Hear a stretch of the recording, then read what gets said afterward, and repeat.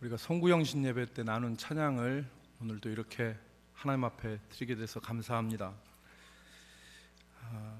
여러분, 오늘 우리가 신명기 말씀을 같이 읽었는데요, 신명기 말씀은 모세가 출애굽해서 광야에서 40년을 보낸 이스라엘 백성들이 가나안 땅에 들어가기 직전에, 그러니까 이제 요단강만 건너면 가나안 땅으로 들어가게 되는데, 그 요단강 동편에서 지난 40여 년의 역사를 회고하면서 다시금 하나님의 말씀을 가르치고 증거한 것, 그것을 기록한 책이 신명기입니다.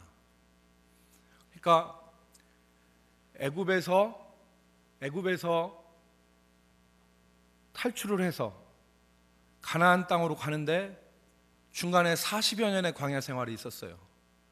그 40여 년의 광야 생활 끝에 이제 막 약속의 땅으로 들어가기 직전에 모세가 다시 한번 이스라엘 백성들에게 지나온 과거 사건, 40여 년의 사건들을 회고하면서, 그때는 너희가 이렇게 했는데 앞으로 들어가는 하나님의 약속의 땅에 들어가서는 너희가 이렇게 살아야 된다 라는 말씀을 가르친 것이 신명기입니다. 그래서 이 신명기의 신자는 거듭이라는 의미예요. 우리가 신신당부하다 할 때 그 신자는 거듭 당부하다는 뜻이잖아요. 그래서 신명기의 신자는 거듭이라는 뜻입니다. 거듭해서 하나님의 명령, 즉 말씀을 가르친 것을 기록한 책이라, 그런 뜻입니다. 오늘 우리가 살고 있는 이 시대는 모든 것이 다 상대적이고 그리고 불확실하고 혼란스러운 그런 상황 가운데, 우리가 그 시대 가운데 우리가 살고 있습니다. 다 혼란스러워요. 다 혼란스럽습니다. 어떻게 살아야 되겠다 하는 그런 진리가 있음에도 불구하고 다 혼란스러운 시대에 살고 있어요.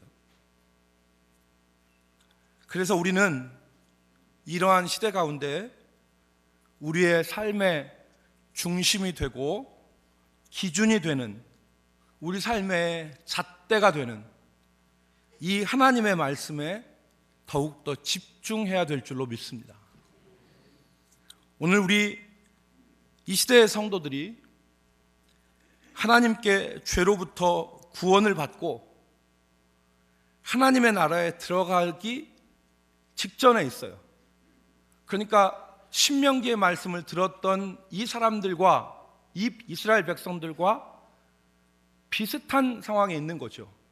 저 애굽에서 나와서 약속의 땅 가기 전에 광야 생활을 했듯이 오늘 우리도 죄에서 구원받아 하나님의 나라에 들어가기 직전에 이 땅의 삶을 살지 않습니까? 이 땅의 삶을 사는 백성들이, 우리도 모세의 말씀을 들은 이스라엘 백성들처럼 오늘 이 신명기의 말씀을 통해서 이 시대에 우리는 어떻게 살아가고 어떻게 믿음 생활할 것인가를 분명히 새기는 그러한 한 해가 되기를 주의 이름으로 축복합니다. 그래서 이 말씀을, 신명기의 말씀을 주일 오전에 2016년에 우리가 같이 나누겠는데, 이 말씀을 통해서 우리가 우리의 믿음은, 또 우리의 신앙을 어떻게 끌고 가야 될 것인가를 깨닫고 느끼고 생각하는 유익이 있기를 주님의 이름으로 축복합니다. 여러분, 오늘 우리는 신명기 1장 말씀을 읽었는데, 이 신명기 1장 말씀을 읽을 때 배경이 되는 두 가지 사건이 있습니다. 그 사건을 우리가 이해해야지 이 말씀을 이해할 수 있습니다. 첫 번째는 이스라엘 백성들이 애굽에서 종살이 하다가 애굽에서 나온 출애굽 사건입니다. 여러분, 이스라엘 백성들이 430년 동안 애굽에서 종살이를 했는데 모세가 이스라엘 백성들을 이끌고 애굽에서 나왔어요. 애굽 왕 바로가 이스라엘 백성들을 보내주지 않았습니다.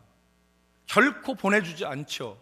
그랬을 때 하나님이 애굽 땅에 10가지 재앙을 내려서 바로로 백기를 들게 하고 항복을 하게 해서 이스라엘 백성들을 애굽에서 나올 수 있도록 하셨어요.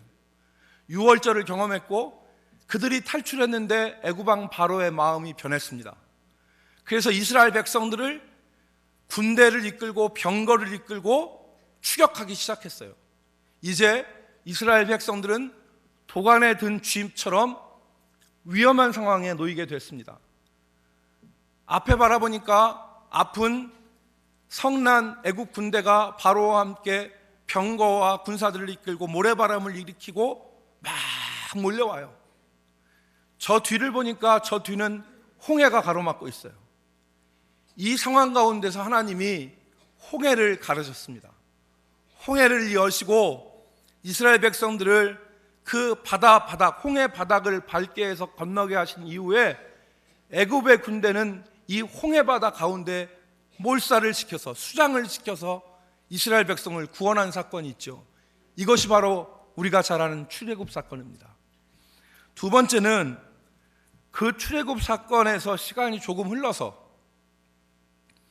이스라엘 백성들이 광야를 지나서 가나안 땅 입구, 즉 가데스 바네아에 도착했을 때, 그때의 일입니다. 이스라엘 백성들은 정상군을 보내서 그 땅을 탐지했는데 탐지한 이후에 내린 결론은 하나님의 명령대로 한 것이 아니라 올라가지 않겠다예요. 낙심을 했습니다. 하나님을 원망하고 낙심했습니다. 백성들은 하나님이 왜 우리를 애굽 땅에서 인도해서 이곳에서 죽게 만드시는가? 하나님이 우리를 미워하셔서 아모리족 속의 손에 죽게 하시려고 이곳으로 몰아놓으셨다. 이렇게 낙심하고 올라가지 않았습니다. 그 사건이 가데스 바네아 사건이에요. 오늘 모세는 40여 년 전에 일어난 이 사건을, 이 두 가지 사건을 회고하면서 이스라엘 백성들에게 설교하고 있는 것입니다. 그때 너희 조상들은 이렇게 했다. 그러나 그것이 아니다. 앞으로 너희가 약속의 땅에 들어가서는 그렇게 행동하는 것이 아니라 이렇게 살아라 라는 말씀을 하는 것입니다. 이제 우리는 본문의 가데스 바네아 사건을 중심으로 두 가지를 생각해 보겠는데, 첫째는 그 땅으로 올라가라고 말씀하신 하나님의 명령의 말씀에 상반된 의견을 보인 모세와 이스라엘 백성의 차이에 대해서 생각해 보겠습니다. 왜 모세는 올라가자 그렇게 말했는데 이스라엘 백성은 못 올라가겠다고 하면서 하나님을 원망했는지, 똑같이 출애굽 사건을 경험하고 똑같이 하나님의 역사를 바라봤잖아요. 그런데 모세는 하나님을 신뢰했고 이스라엘 백성들은 하나님을 신뢰하지 못하고 원망하면서 올라가지 않았습니다. 이 차이가 왜 생겼냐 말입니다. 두 번째는 오늘 말씀에서 우리는 하나님이 어떤 분이신가를 말씀을 통해서 깨달을 수 있습니다. 그 하나님이 어떤 분이신가 하는 말씀을 우리가 읽고 우리의 신앙에 이 말씀을 적용해 보도록 하겠습니다.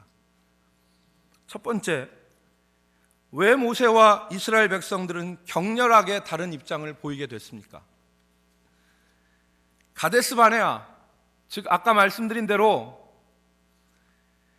약속의 땅인 가나안 입구가 되는 이 가데스 바네아에서 이스라엘 백성들은 크게 낙심하고 절망하면서 하나님을 원망했습니다.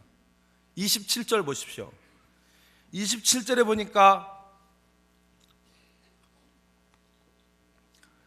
장막 중에서 원망하여 이르기를 여호와께서 우리를 미워하심으로 아모리 족속의 손에 넘겨 멸하시려고 우리를 애굽 땅에서 인도하여 내셨도다 그랬어요.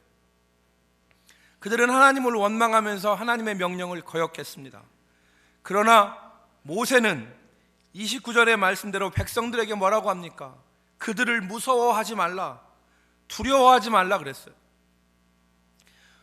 여러분, 왜 똑같이 출애굽 사건을 경험한 애굽에서 일어난 10가지 재앙을 다 보고 홍해가 갈라지는 것을 이스라엘 백성들이 바라봤는데, 그리고 하나님께서 행하신 그 큰 일을 보고 다 같이 기뻐하고 찬양하고 박수쳤는데 왜 가데스 바네아에서 이렇게 상반되어진 태도를 보였냐 이 말입니다. 그것은 이스라엘 백성들이 하나님을 기억하지 않았기 때문입니다. 하나님이 하신 일을 잊어버렸기 때문에 그렇습니다. 반면 모세는 하나님을 기억하고 하나님이 하신 일을 마음속에 담고 있었어요.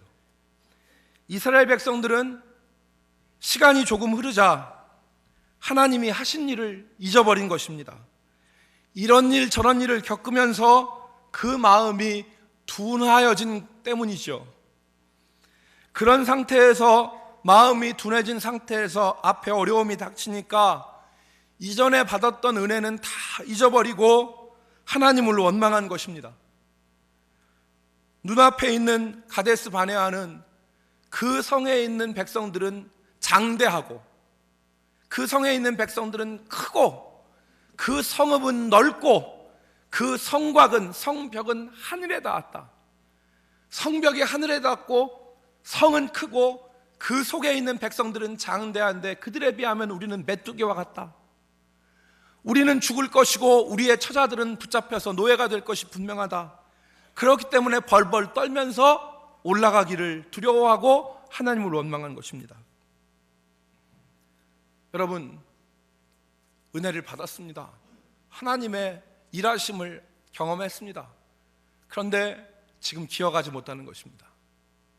우리가 성경 한 절 찾아보도록 하겠습니다. 누가복음 21장 34절의 말씀을 다 찾으십시오. 누가복음 21장 34절에 있는 말씀을 우리가 다 같이 찾아보도록 하겠습니다.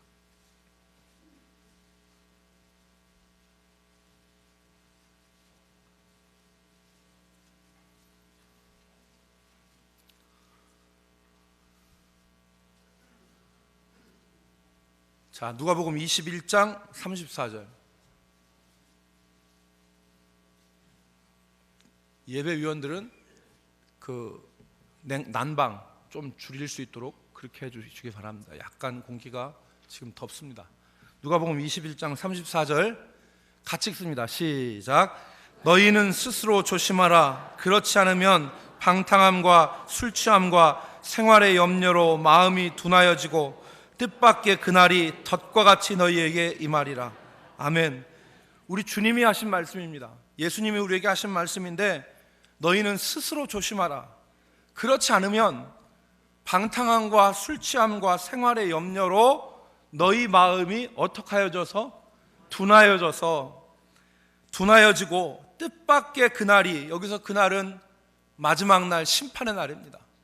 돌이킬 수 없는, 지금은 회개할 수 있고 하나님 앞에 엎드릴 수 있는데 다시 돌이킬 수 없는 뜻밖의 그날이 덫과 같이, 여러분 쥐덫 아시죠? 쥐덫에다가 치즈나 뭐 이런 거 놓고서 있어봐요. 쥐가 탁 건들면 쥐덫이 냅다 하고 때리잖아요. 발목이 껴가지고 움직이지 못해요. 그것이 덫과 같이 임하는 거다. 스스로 조심해라.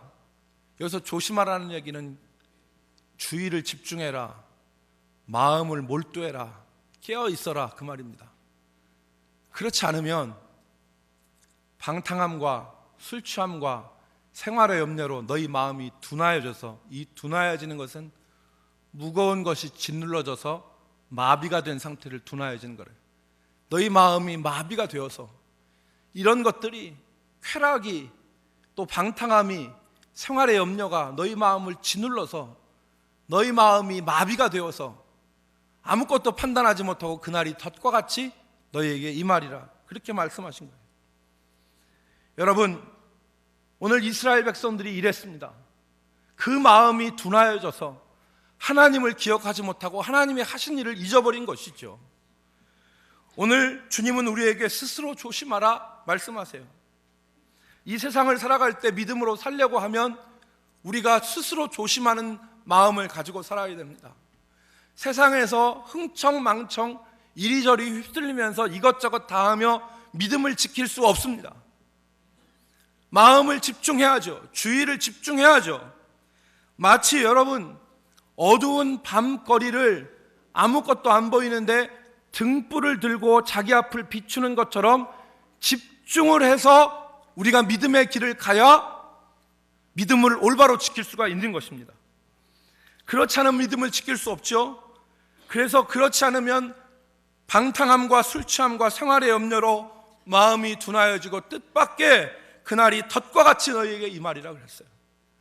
여러분, 그날이 덫과 같이 우리에게 임하지 않기를 주의 이름으로 축원합니다. 우리의 마음이 둔하여져서, 여러분, 우리의 마음을 둔하게 하는 것이, 마비시키는 것이 무엇입니까? 두 가지로 얘기했습니다. 하나는 방탕함과 술취하며 다른 하나는 생활의 염려입니다. 여러분, 방탕함과 술취함이 무엇입니까?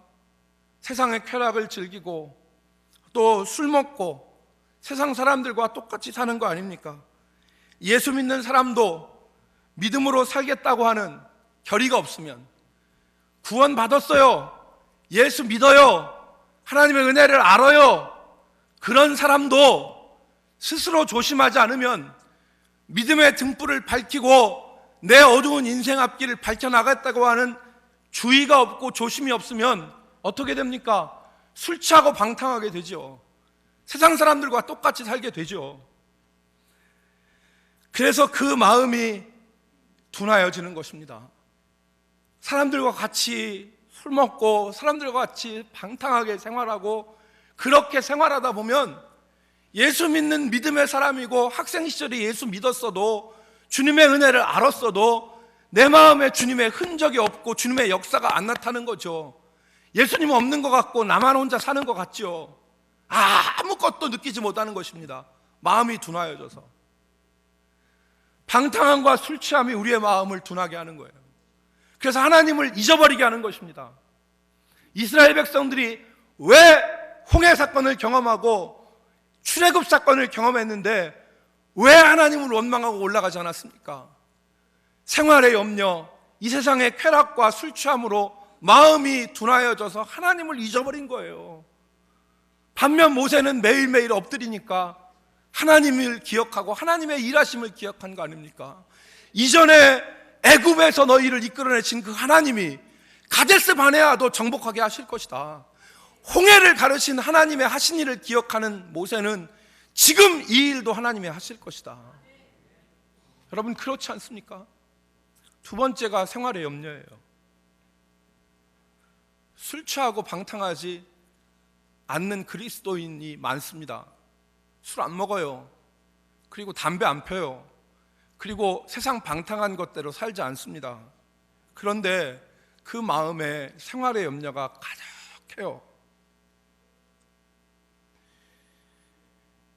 이 세상에 얽매여서 여러분, 하나님에 대한 소망, 하나님의 나라에 대한 소망 없이 애들 어떻게 키울까, 돈 어떻게 모을까, 어디 놀러 갈까, 무슨 옷 살까, 무슨 뭐 쇼핑할까, 이런 것으로 차 있으면 생활의 염려로 하나님 없어. 그리고 세상에 있는 것으로만 가득하니까 그 마음이 둔하여지는 거예요. 하나님에 대한 생각은 없는 거예요. 뭐 살까? 어떻게 돈 모을까? 어디로 놀러 갈까? 이거 어떻게 할까? 세상 것만, 세상 염려가 가득하니까 마음이 둔하여지는 거예요. 하나님에 대해서 기억하지 못하는 것입니다.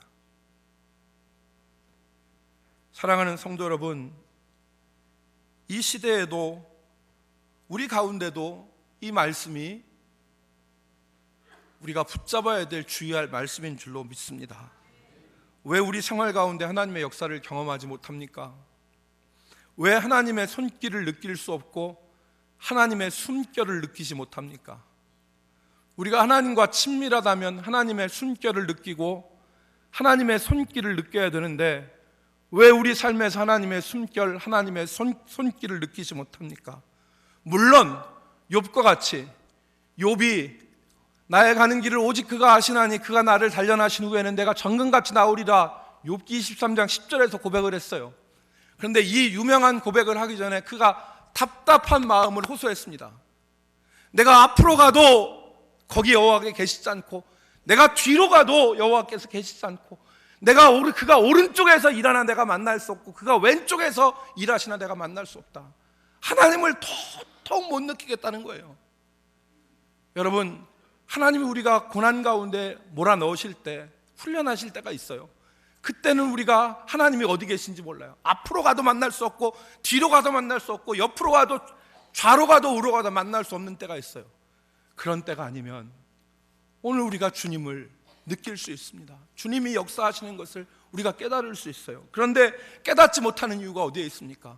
우리가 술 취함과 방탕함과 생활의 염려로 우리 마음이 둔하여져 있기 때문에 그런 것입니다. 사랑하는 성도 여러분, 스스로 조심하라 그랬어요. 스스로 조심하라. 스스로 깨어있고 믿음으로 살려고 하는 믿음의 등불을 우리 가운데 들고 있어야 됩니다. 그래야지만이 우리가 일하시는 하나님을 볼 수 있고 하나님을 기억할 수 있는 것이죠.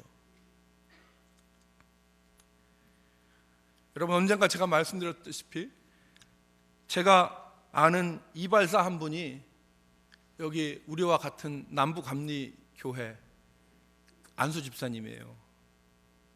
근데 이분이 이발을 잘하세요. 근데 이분이 자기 사는 얘기를 언젠가 저한테 했는데, 이제 이발을 하는데 저는 이제 앉아있고 그분은 말씀하시잖아요. 말씀을 막 하세요.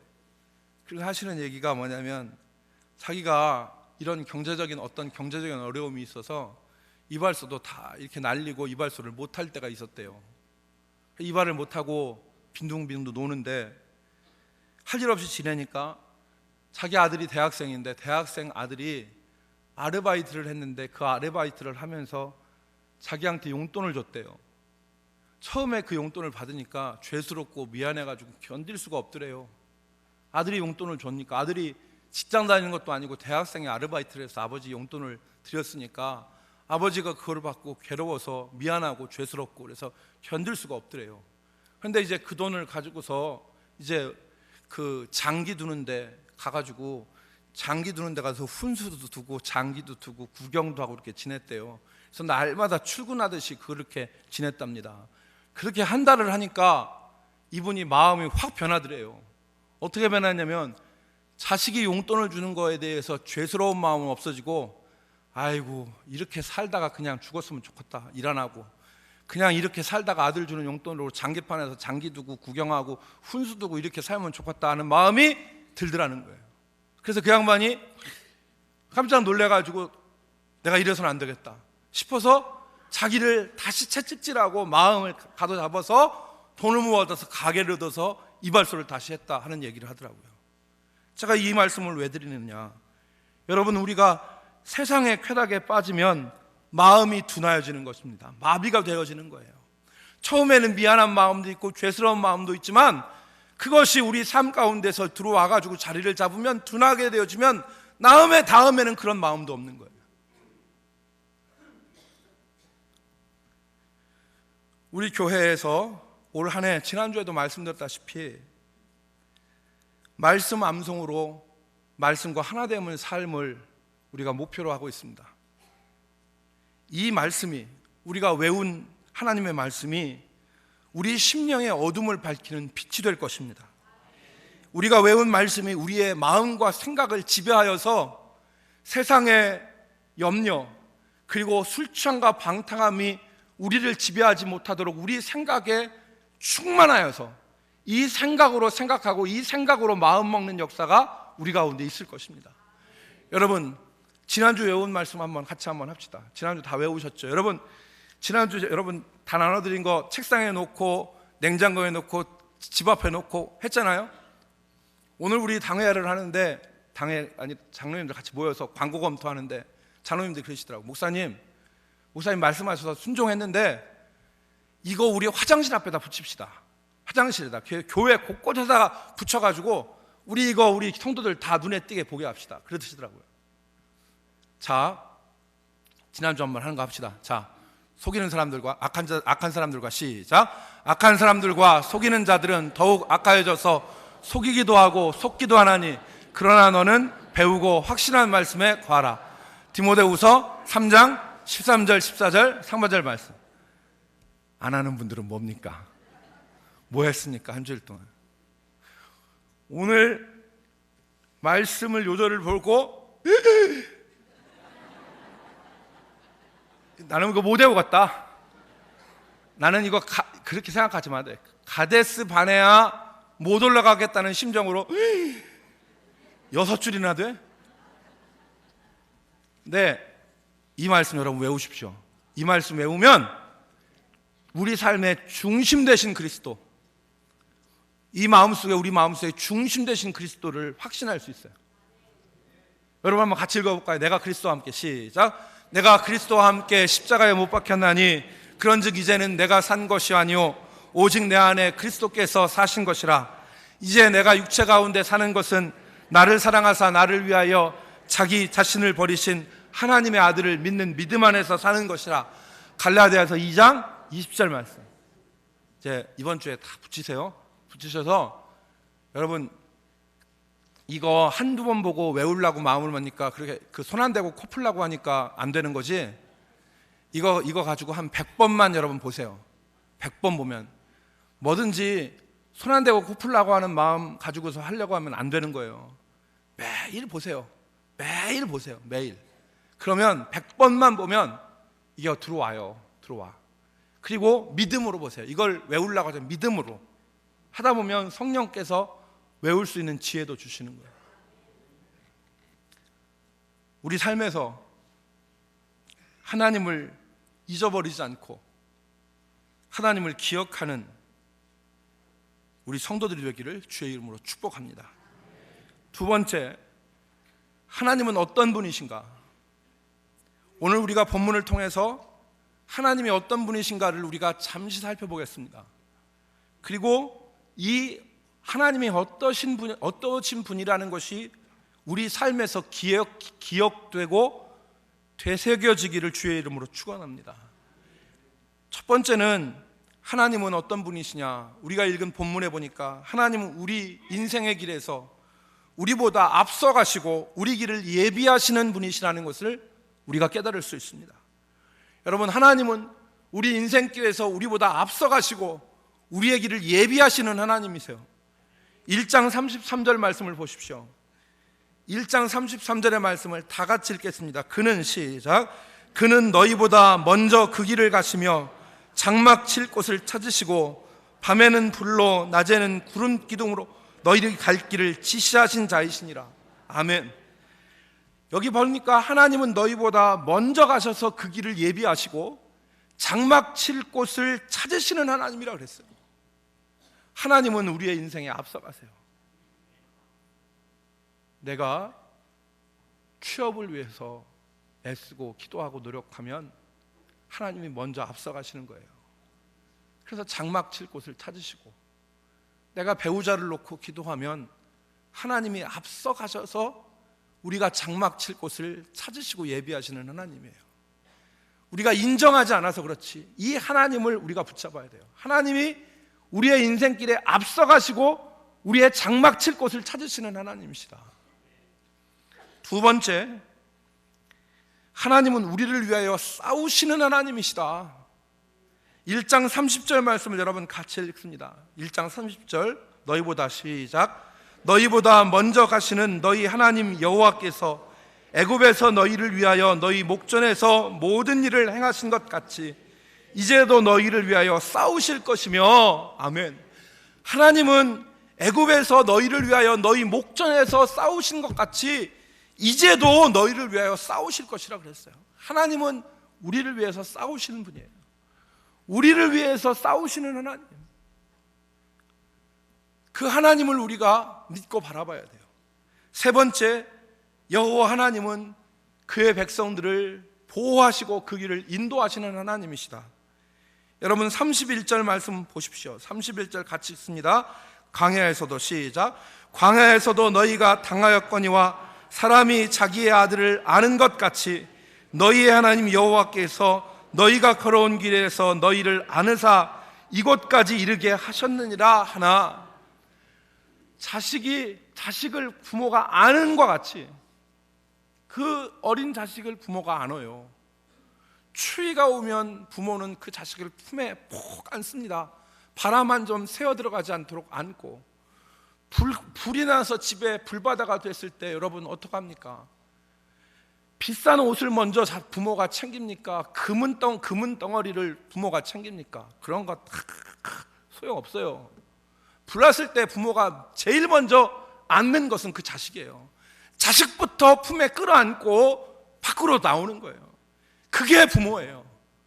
하나님이 너희를 아는 것 같이 너희를 안으시고 너희를 이곳까지 인도하셨다. 하나님은 우리를 보호하시는 하나님이시잖아요. 여러분, 이 말씀은 기억하십시오. 이 말씀, 하나님이 어떤 분이신가, 하나님이 어떤 분이신가를 기억하세요. 근데 이 말씀은 우리를 위로하는, 단지 위로하는 말씀이 아닙니다. 단지 현대생활에서 지치고 피곤한 우리를 위로하기 위해서 주시는 말씀만은 아니에요. 여러분, 현대인들은, 오늘 우리가 사는 우리들은 모든 것을 다 우리가 알아서 해야 돼요. 자기 손을 거치지 않으면 되는 일이 없어요. 우리가 일주일 어떻게 삽니까?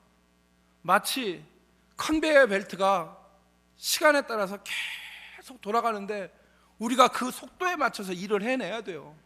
그래서 우리가 일을 안 하면 다 마비가 되고 정지가 되어야 돼요. 그러니까 막 그 속도에 맞춰서 우리가 속도를 안 놓치려고, 여러분 지난 엿새 동안 얼마나 많이 수고하셨어요. 막 일하고 맞춰서 일을 하고, 내가 손 놓으면 다 마비가 되는 거, 올 수 없다는 거예요. 다 마비되고 다 안 돼요. 아무것도 안 돼. 그래서 우리의 믿음도 여기에 영향을 받습니다. 내가 노력하고 내가 수고하고 내가 무엇을 해야지만이 우리의 믿음도 이루어지는 것 같이 생각돼요. 그런 사고방식으로 우리가 믿음 생활을 합니다. 그래서 하나님이 우리를 위해서 무엇을 하신다, 하나님이 우리를 위해서 싸우신다, 이 말을 전적으로 받아들이지 못합니다. 우리가 하나님이 우리를 위해서 일하신다고 하는 거, 싸운다고 하는 말이 어색해요.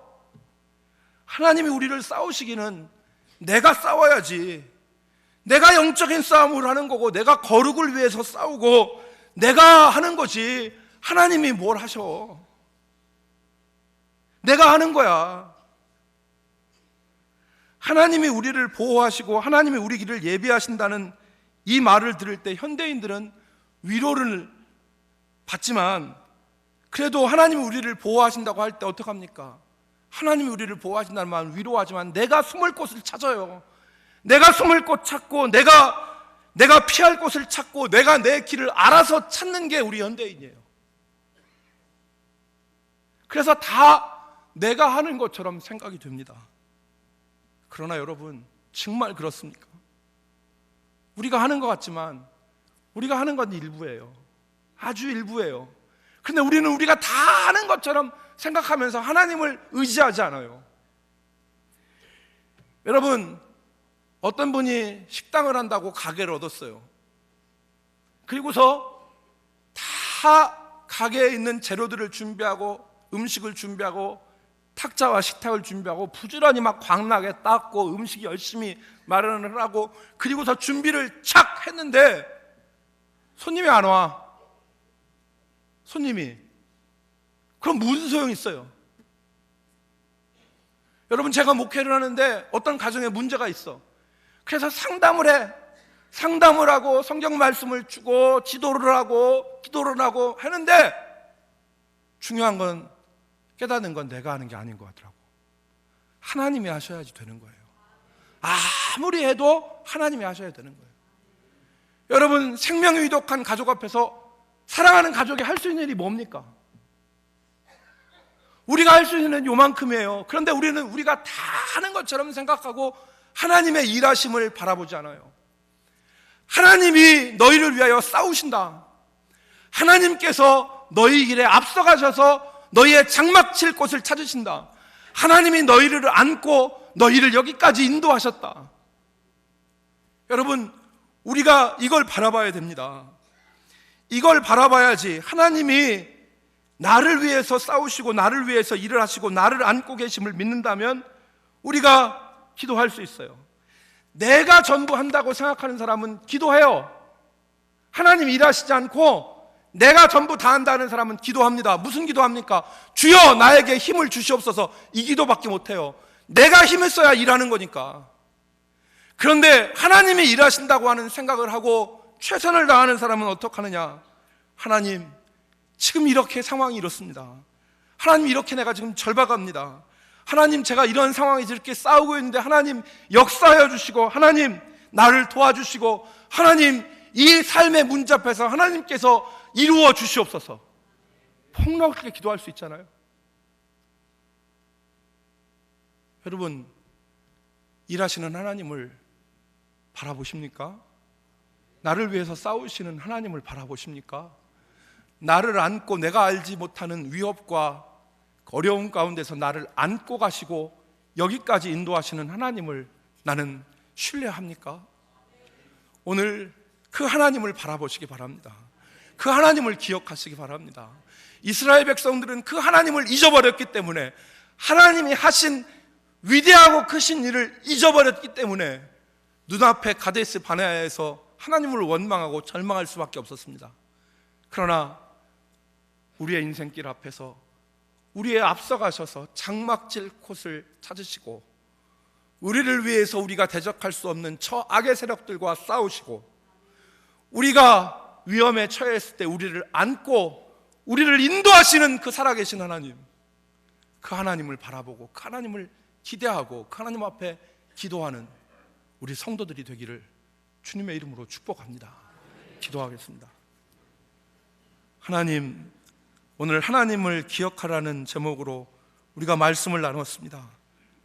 우리가 다 하는 것 같고 우리 손으로 해야 되는 것 같고 우리만 일하는 것 같은 생각을 버리게 하시고, 하나님이 일하시고 하나님이 싸우시고 하나님이 인도하심을 바라보게 하여 주시옵소서. 우리의 삶을 주 앞에 드리며 최선 다하여 일하되 하나님의 도우심과 하나님의 역사를 인정할 수 있는 살아있는 믿음이 되게 하여 주옵소서. 예수님의 이름으로 기도 올리옵나이다. 아멘.